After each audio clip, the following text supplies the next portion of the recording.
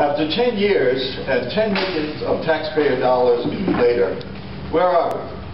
Are we siding with Renaissance's proposed pie-in-the-sky plan, or the private financing people and two professional appraisers who accurately predicted those plans would fail?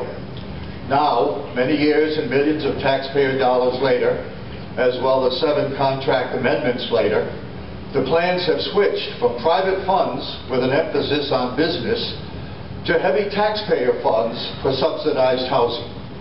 We can't even get private funds for the first floor businesses for one building. Renaissance said no low-income housing, just workforce housing, which happens to include subsidized housing. Confusing wording? Apparently, their original plans didn't even design apartments that met state requirements.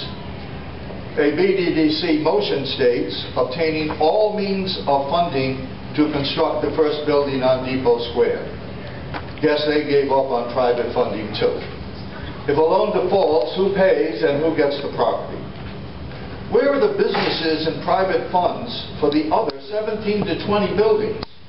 Are we really going to get stuck with subsidized housing and none of the businesses they talked about?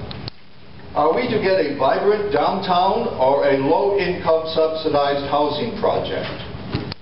The state says we don't need any more subsidized housing, and the POCD survey shows that citizens want lower taxes and showed very low interest in apartments for families with children. So why the push for high-density apartments and taxpayer subsidies? The Bristol Press showed that 46% of the citizens wanted downtown businesses. 17% said they'd be happy just cleaning up the area and reducing crime. Only 14% liked the Renaissance plan. That's less support than just cleaning up the area. You like areas for people to walk and shop, but there's no discussion of increased crime associated with subsidized high-density housing or Bristol's history of gangs in similar areas chasing adults, women, and customers out of the area. Private businesses are building in Bristol, but not at Depot Square. No wonder.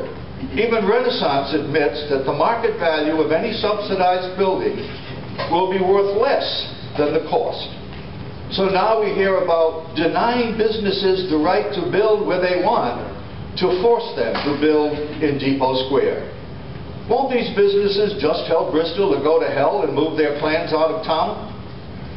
Where in the contract does it say no eminent domain to give private property to wealthier developers? This downtown development is a major project with many questions that require millions of taxpayer dollars. I therefore formally request that the Council require a roll call vote on the following motion.